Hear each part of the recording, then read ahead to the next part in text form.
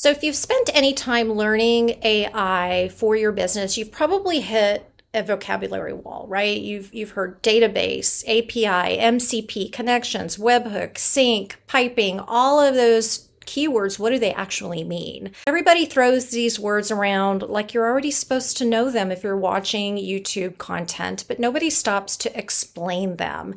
And it leaves you in this spot where you can tell something really big is possible. You just can't tell what any of it means, which part you're supposed to start with, and more importantly, how it all connects. I've hit that wall myself. I promise you everybody hits that wall. A while back, I watched a video from a contractor, a real owner running his business with AI. Genuinely a great video, lots of views, lots of comments. And I tell anybody to watch it. Great video. But he said one line in the middle of it. He created a database and he piped all of his business data into it. Every tool his company used, feeding into one place with AI reading it and leveraging that technology. Zoom, GoHighLevel, Dropbox, Google Calendar, Slack, and many, many more were piped in to the AI infrastructure. And I thought, well, that's exactly right. That is the thing. But what didn't come across is actually what the database was and how does it actually get anything into it and into the AI harness or infrastructure so that you can actually work with it and use the benefits of AI. So there's a big piece that was missing. He showed the result, but he skipped the plumbing. And if you're a person who actually builds this, the plumbing is really the entire question. It's the foundation of what you need to get the great output from AI. So that's what I'm going to cover today. I'm going to break down every one of these words so that you understand what they mean, what a database actually is, and the three ways that you can build one, starting with a tool that's probably already open on your computer right now. We're going to talk about what an API is, and I'm going to show you exactly where to find one and how they work, because they're hidden in the same drawer on almost every platform. You just got to know how to find them. We're going to talk about what an MCP is and how it differs from an API, just plain English. We're going to use an analogy the whole way through, no code. I promise you, you're going to make that mental connection about what all of this stuff means so that you can then figure out what you need to learn. And by the end, you're going to understand how your business data actually moves into AI, which means you're going to be able to build almost anything. So stay till the end, because the last part is the part nobody talks about. We're going to talk about how to connect it and what it's actually for. All right, so who am I and why should you listen to me on this one? So I'm Anita Ortiz-Lupke. I'm the founder of Shift Smart AI. I teach businesses how to integrate AI and automation into their business and nurture in-house talent to be their AI operations lead, all with the goal to be able to make more money, reduce expenses, and get back more time. I spent 20 years in corporate finance working for UBS, Merrill Lynch, Morgan Stanley. I helped scale a national lending program from $0 to $5 billion, and I ran a team of 11 with P&L responsibility for a $50 billion loan book of business.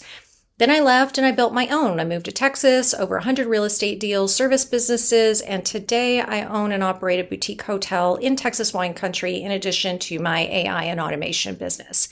I taught myself AI a couple of years ago so that I could grow our own businesses. I don't say this to brag. I share because I'm an operator who dove into AI and not the other way around. I've made payroll, I've launched products, I've dealt with cranky clients, and here's what I've found out in the last couple of years. Every single business owner needs to understand how AI and automation works, because I can guarantee you it will make a huge impact in how you run your business and how much money you can make. It freed up an enormous amount of time in my business. It helped me make more money, and it let me make changes inside my companies that 3 years ago would have cost me six figures and a development team, even if they were hired on Upwork offshore. That option didn't exist for small operators, but now it does. The walls have come crashing down, but most owners just don't know it yet. So today I focus on training and educating businesses about AI and automation, and I do continuing education training for the Texas Real Estate Commission, where I've worked with over 300 licensed agents and investors, teaching them how to integrate AI and automation into their businesses to help them grow and scale. And while I've been doing that, I now get asked to build these platforms, this software, so that I can help businesses actually take advantage and leverage that. And I'm fine. I love doing that. But you can do this yourself. And that's what the process is today. I'm going to show you not only the plumbing, but you're going to actually see the pipes and how they actually start to feed into what it is that you want to do. All right, so let's talk about what a database actually is. Let's kill the intimidation right now, because database can make business owners just their eyes glaze over, and it really shouldn't. Here it is. A database is a filing cabinet filled with information and where every drawer knows about the other drawer and can access that information. That's the whole difference. A database is just a pile of information, albeit organized and accessible, stored in rows and columns with labels that stay consistent in one place. So a machine can find things without actually having to guess. If you've got a customer list in your Excel right now, congratulations, you have a database. It's a small one, but it absolutely counts. But don't be misled. A database does not have to be numbers. It can be almost anything. It could be customer records in a CRM. It could be inventory systems. It could be your emails that you've stored, your employee records, medical records, libraries, photo, images, document repositories. All of that can be considered a database, and it can be in any form, from text, numbers, dates and times, images, documents, audio and video, geographical locations, and more. It's just a pile of data that you want to be able to sort, organize, and leverage to make decisions. Now, here's why that matters, and it's the part almost nobody explains. Without your data is a brilliant stranger. It has read the entire internet. It knows every single answer that's ever been dreamt up by humanity, but it knows absolutely nothing about your business. It doesn't know your customers. It doesn't know your margins. It doesn't know the jobs, which ones are profitable and which ones have quietly bled money. It has no context. Right now, when you work in Claude or ChatGPT, you are hand feeding it context. Every single conversation, you're pasting in numbers, you're explaining the situation over and over again. You are resetting the table for that particular conversation. Then you close the window and it completely forgets everything that you just told it. A database is how you stop hand feeding it. That's the whole idea. You can stop re-explaining your business every single time you open a window. Now, before we build anything, you need to know where your data and information actually lives. And I bet you've never written it down. It lives in 4 places. 1, your head, right? The pricing you just know, the customer who's always late. That's the biggest database in your company, and it's the one that can quit, and it is the biggest risk. That sits in your head and nobody can access it. It's on paper, it's on a notebook in your truck, it's on a whiteboard somewhere, your apps, your email, your calendar, your CRM, QuickBooks, job management, the texts to your crew, it's all over the place. And those are dead zones, right? Then you're talking about phone calls, hallway conversations. Nothing is capturing them. So as far as your business is concerned, they've never happened. So what I want you to do is take 15 minutes right after this video, take 15 minutes with a piece of paper and write down every place that you think your business information lives. You're not going to fix anything, just make that list, because the reason this feels hard isn't the technology side of it. It's that nobody's ever made that list, so you can figure out how to retrieve it all. So start there. All right, so once you've built your magical list of where your data and information lives, there are 3 ways to actually build the thing. And we're going to talk cheapest to the most powerful. Tier 1, a Google Sheet or an Excel file. It's free. You already know how to use it. Chances are you are probably already using it. And I'm dead serious. For a lot of small businesses, a spreadsheet with clean, consistent columns is a real database, and it is enough. You can hand it to AI today and generate the answers that you need out of it. If you've got a couple thousand rows and one or two topics, stop there. Genuinely, just stop there. You've got more than you need. Tier 2 is Airtable and Notion. So let's explain what these tools are because they're super powerful. So Airtable is a spreadsheet that's just grown up. It looks like a grid, but it thinks like a database. The difference from a Google Sheet is that a cell can hold a link to another record instead of just text. So your customer record can connect to their 3 jobs. Those jobs can connect to their invoices, and those jobs can also connect to the photos from the job site. So you can click one customer and you see everything that's attached to them. A spreadsheet really can't do that without a lot of time, trouble, and confusion.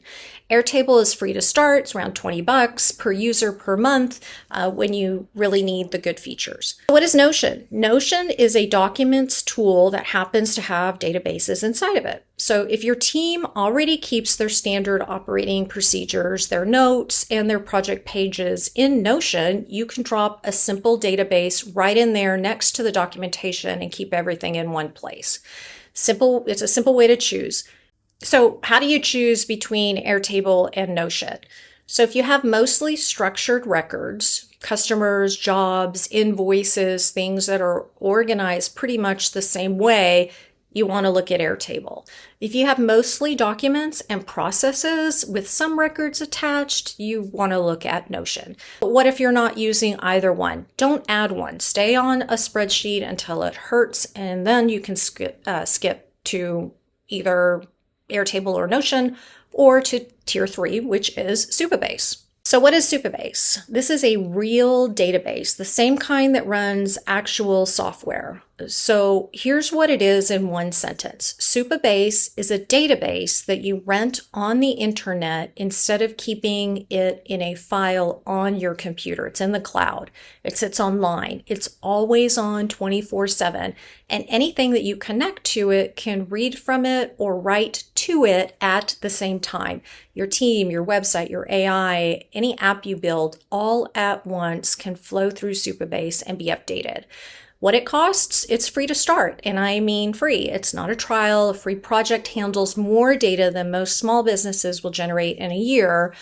And when you outgrow it, it's $25 a month. I have built many apps on Supabase, and I have not paid $1 for it. So it is a platform to use if you get to that point that you need it. But here's the part that most people don't believe. You don't build this by hand. When I build something with Lovable or Claude Code, I describe in natural language what the business needs to track customers, jobs, invoices, whatever it is. And the tool actually goes in and creates the database for me. Yes, I got to connect it. That's a little bit of a learning curve, but once it's connected, it will go in and build the database for you. It creates the tables and the columns, and it wires up the connection. It does all of that for you. So I am describing my business and what I need. I'm not writing code. So the tier that sounds the most intimidating is actually the one that you touch the least. Don't let any of this scare you. With ChatGPT or Claude and some time, it will take you step by step on anything that you need to be involved in, and then the rest of it will build itself out. That's where my hotel system lives. That's where most of my client builds live. And here's the rule I'll give you for free because it'll save you 3 months and a few $1,000s. Start one tier below where you think you need to be. Everybody wants to build on Supabase 3-tier version day one. Most owners don't need that. They never outgrow tier 1 working on an Excel spreadsheet. It depends on the size of the business and what you're looking to do. A working spreadsheet beats a beautiful database that you just don't finish. All right, so now we've talked about the types of databases. Let's talk about the actual question is, how does all of that data get into AI so that it can be leveraged and used to make decisions? I'm going to give you one picture and everything's just going to jump off of that. Think about every app in your business as a restaurant. Every place that you hold information is a restaurant. Your CRM is a restaurant. Your QuickBooks is a restaurant. Your email is a restaurant. Everyone has its own kitchen doing things very differently. And your data is the actual kitchen in that scenario. You just can't walk into the kitchen. You just can't start cooking whatever you want. You've got the health code. You've got the owner stopping you at the front door. You don't have the right credentials. Nobody gets back into the kitchen without some approval. Okay. So how do you get the food out? Option one, you're going to sit in the dining room. That's you logging into your app, clicking around, you order off the menu that they give you, you get one plate at a time, and you have to be there in person. That's how you use software today. You log in, you pick and choose what you want, like a bank statement. You can download transactions. You've got your data right then and there that you can take and analyze. But you're only getting a certain plate of food, a certain type of data, because that's what the software provides to you. Option two, you pick up the takeout yourself. That's you hitting the actual export button. You're getting a CSV file, you're carrying it home, you're dropping it off into your spreadsheet. It's manual, it's ugly, it's not fun, it's costing you time, it may not cost you any money, but it works. So don't skip this one. This is how you're finding out if the whole idea of this is worth building, because you can start with a small set of data. Option number three, you hire a courier. Think Uber Eats. You're going to hire somebody to take you around to each restaurant on a regular schedule. You're going to pick up your order and you're going to deliver it to your pantry. You're not doing this yourself anymore. So that's platforms like Zapier, Make.com, and N8N. These are connectors that tie your database, whatever that software app is, to AI, and it funnels the information. It's simply a connector and can go in as directed and pull the data that you've told it to. Now, I want to be honest with you about these platforms like Make.com. They get marketed as no code, drag and drop. Anybody can do it. Your first one's easy. Sure, you're connecting this to that. Not a whole lot of bells and whistles. 20 minutes.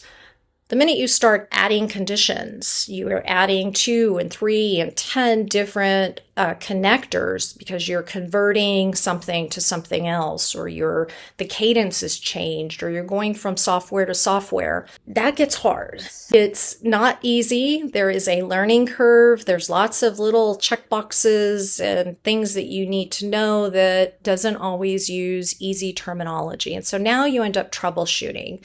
You're going down a rabbit hole. I cannot tell you the number of rabbit holes that I've been down with Make.com.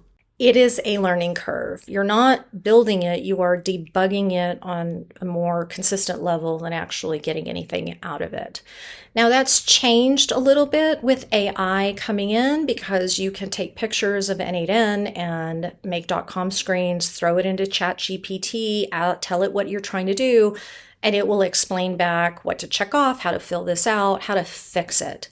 I've done that many, many times. I would encourage you to steer clear of this route unless you have a lot of patience and really want to learn this platform. There are easier ways to do this than using these connectors. If you're going to go down that rabbit hole, give yourself a weekend, not an hour, a full weekend. Try to connect something easy and then take it up a notch and see if this is something that you really want to work with as a business owner. You want to do with AI, I always look at things. What's the cheapest and the fastest route to get where I need to be? Cheap doesn't always mean money. Cheap means my time. And so if you're a busy business owner, you're going to give a lot of time in exchange for cheap. And that's not always the best trade-off. All right, option 4. So now we're getting into the interesting things. This is the back door of the restaurant, the server's entrance. This is what we're calling the API. It's where you should live if possible. Every serious app has an API capability. It's where your trucks drive up to the back of the entrance. It shows a badge. It's got the right credentials. And in this case, the badge is an API key. What is a key? What does it look like? An API key is a string of letters and words that's this long that is created by you in your app, in your software. It is private. It is something that is only made just for you, and it has its rules and its guardrails and tells you exactly what you have access to. So you're not carrying out one plate. You can move the whole order. It's direct, it's fast, there's no middleman. You drive up, you get what you want, and you leave. Want meaning the data is pushed into the AI from your API connection. It's done that on a regular basis. But here's the catch with the backdoor. APIs are everywhere. They've been around for 20 years, but every restaurant has built theirs differently. There's a different spot to find them. There's a different spot in the alley to access. Everybody needs a different badge. A different person is guarding the door, and they have different criteria for you to enter. There's rules about what you can take out. They're called endpoints. The API may say you only have access to hamburgers and Chinese food. Everything else is completely off limits. Those are called endpoints. So you really have to learn each one separately, but that's okay. It is easier than doing anything else that we talked about except for a simple spreadsheet. And that brings me to the question that I get most is, where do I find an API key? How do I create one? So let's talk about where to actually find an API. So when people hear API key, they picture something buried in a server room. It's not. It's generally found in a settings menu, and it's almost always in the same place on every platform. Here's what you're looking for. Log into any tool you want to use and go to settings, then look for one of these words: API, developer, integrations, private integrations, API keys, personal access token. Any of that's going to signal where you want to go to get your API key created. That's it. That's the drawer. One of those 5 or 6 words, almost always under settings. So let me show you in GoHighLevel, because I think a lot of you might be running your CRM there. So I'm in my sub account for ShiftSmart AI. You're going to go down to settings, and you're going to look for private integrations. So this is where I have all of the API keys that I'm using right now for other things. You're going to go and create a new integration. You're going to give it a name. You can provide a description. It's optional. You're going to hit next. And then you're going to define scope. So this is the permissions that you're going to give it. There's all kinds of options here. Sometimes you don't even have to pick any because the API, the software, the app already has it designated for you. But for GHL, we're just going to say we're going to pick off these 4.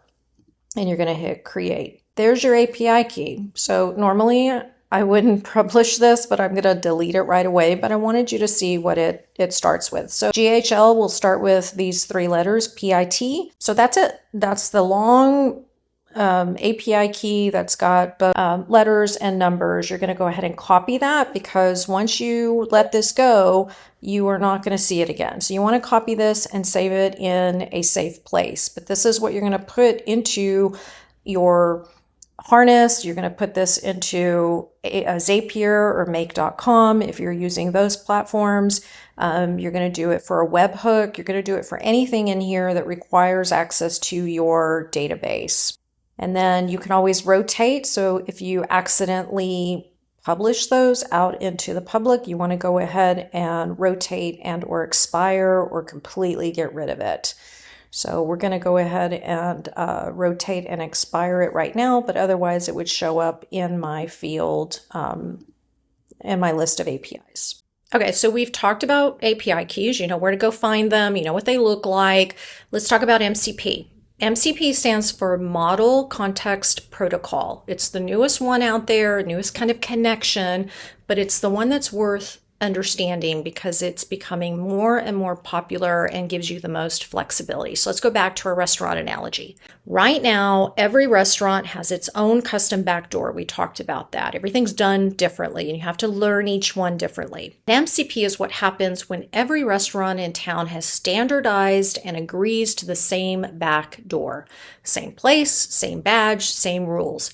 Now your AI can pull up to any of them, and it already knows how it works. There's no special rules. They all work the same way. Think about it like a USB cord or a Type-C connection, standardized across all kinds of different hardware. And that's the whole thing. You don't need a custom map anymore. API is 100 custom backdoors. An MCP is one standardized door that you get access to everything in the kitchen, including the ability to cook anything that you want. You get access to the storage room, the pantry, the list of vendors that it services, and what inventory is coming into the restaurant. It is so much more flexible and you can do so much more with it than an API. So how much harder is one than the other? So here's what we're looking at.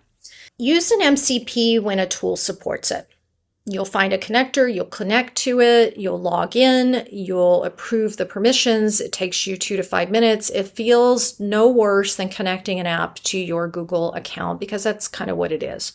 An API, you have to find the key, you have to create the key, you have to save the key. You just watched me do it. So it's a little bit more. It's not bad, but it's a little bit more time. Your first one, AI is helping you in an afternoon. The second one takes you an hour. The third one, you're talking about maybe 15 minutes. It's not hard. It's just like a learning curve like anything else. So another distinction between an API and an MCP, and it's worth carrying into your next vendor meeting because it'll tell you immediately whether that person across the table knows what they're doing. Automation pushes your data into your database on a schedule. Database.com, your make.com says, I want to get this information every single day at 6 p.m. from the database because that's constantly being updated. Make.com then pushes your data into AI and it processes it and does whatever you want. Lets the AI reach out and grab what it needs, and it can grab it instantaneously or live. Most real systems use both. You store the history, every job, every invoice, every call transcripts, and AI is allowed to reach it live and get the things that change by the minute. That's a huge upscale in benefit. All right, that's it. 4 pipes. Takeout, which is a copy of your Excel spreadsheet or your CSV file. Courier, you're connecting to that file by something like make.com or Zapier. You've got a back or a service door, that's your API, and then you've got a standardized door, that's your MCP.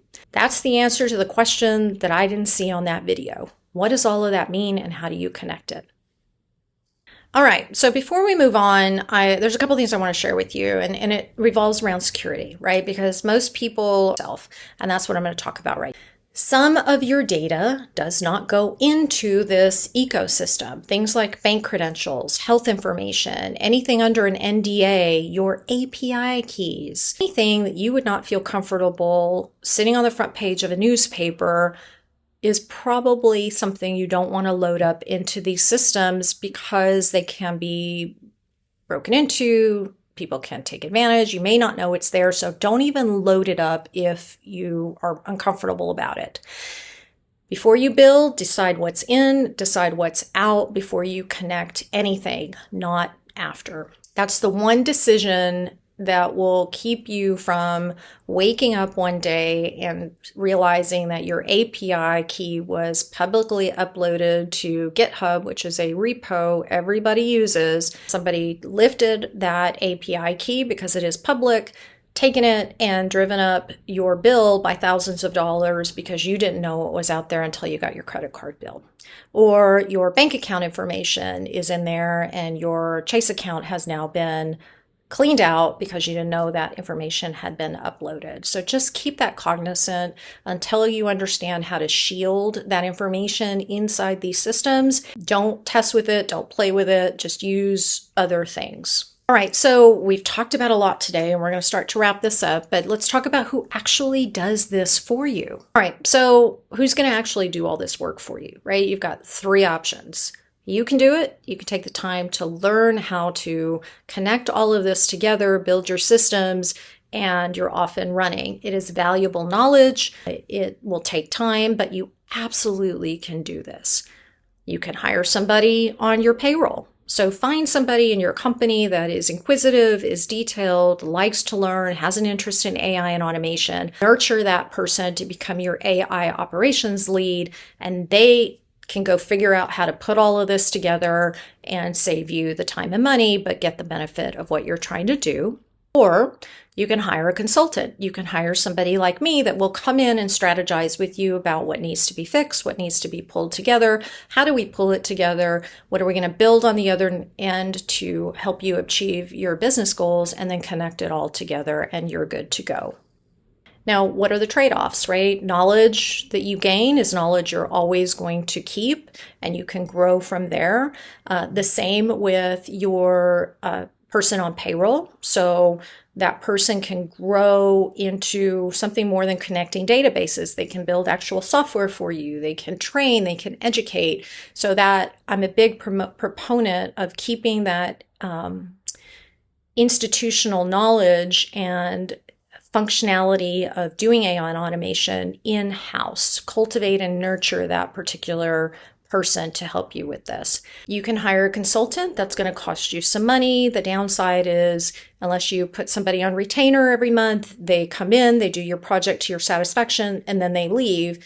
They don't have the institutional knowledge. You can always pull them back in. But what happens in 6 months when you need to add on to the system? Something's not working. It's just time and money on the other end to trade off. So all viable options, just depends on how much you think you're going to leverage this stuff. So here's what I want you to gather out of all of this. I talked about the piping, right? There's lots of great education out there about the actual benefits of using AI and automation, but I think people need to understand how the piping actually works as a business owner. But the piping is not the point. The point is what happens the day it's connected, because on that day, you can walk up to your own business and ask it anything. Which customers are about to leave me and what do they have in common? What crew makes me money and which one should I fire immediately? What did we quote last month? What did we win? What did we lose? Why did we lose it? Where does the business break if we add 30 clients in the next 30 days? What's going to break and cause us to fail? Every one of those questions and a million more has always been answerable by the data in your business. It's just not been accessible by you easily and cheaply until now. All right, so what should you do this week, and where do we go next? So here's your first hour. 5 steps. 1. Write down every place your business data lives. 1 page. Just data dump, brainstorm. Where does it live and how, in what form? In your head, on paper, in a computer. 2nd, pick one question that you wish you could ask, but you just can't. You don't have access to the database. You don't know how to set up the AI, whatever it is. Just pick one burning question in your business that you want to understand. 3rd, figure out which one of those tools holds the pieces to that answer. So you may have jotted down 10 different places where your data lives, but your question relies on 2 of them or 3 of them. Determine which tools that hold the data that you need to answer your particular question. Export those. Get them into a Google Sheet, right? Bank statements can be exported as a CSV file. Pretty much any software that you're using, even just to test, can be exported into a CSV or an Excel file that you can use with a Google Sheet. Hand that over to Claude and ChatGPT and ask your question. You're going to get a real answer, and you've then proven the concept on a small scale, free in an hour, and you're done. And then you upgrade the plumbing. You automate the export. You add a 3rd and 4th tool. You maybe move to Supabase because you're a bigger company and the spreadsheet really is just too big for you to manage on your own. Smallest version that answers one question is where you start. Never start with, let's connect everything. Let's see where all of this stuff is and what we can do. It sounds so magical.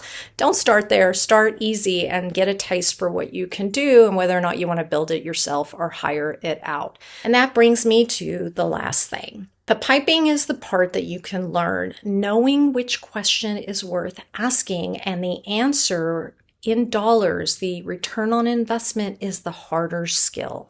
That's the one that decides whether any of this was worth doing at all. Because a system that saves you 2 hours a week may or may not be worth building, but a system that recovers 40 hours a month and therefore $40,000 a year is worth building, because that's time back to do other things, saving expenses and generating more revenue. And it's all for the same amount of work. That's what I teach at the Shift Smart AI Institute. Not tools, but a method. 11 steps to get from strategy to a full-blown build and adoption. How to find where the work is stuck in your business, put a real dollar figure on it, pick a fix and determine what that ROI is, build it and prove that it worked, get your team trained, and then be able to adopt it. I really am focused on helping you find the right person in your business to nurture as an AI operations lead, because I'm a firm believer in the old adage, give a man a fish and he'll eat for a day, teach a man to fish and he'll eat for a lifetime. And the technology is changing so fast that if you are of a reasonable size, being somebody the responsibility of being your AI operations lead is absolutely going to help you beat your competitors hands down as they pull in this newer technology into your business processes. So how can I help you with all of this? I run free office hours, absolutely free, live. You show up with your questions. You can ask me anything whatsoever, and I will help you during those office hours. Where your data lives, what you want to build first, what's feasible, whether the thing you're about to spend money on is even worth it. I'll tell you if it isn't. I've talked people out of projects when the math didn't work out. You can find office hours in the link in the description, shiftsmartai.com/office hours. Bring your questions. We're going to open it up. We're holding them once a week, so by all means, sign up for our next office hours, and we'll talk about a topic and then open it up for Q&A. And do me a favor before you go, in your comments, tell me a couple of things. Where is your business data right now, and what's the one question you wish that you could ask it? I'll read every one of those. The most common answer becomes the next video. So subscribe if you want more of this type of training, because that's what we're going to continue building on. So I'll see you in the next one.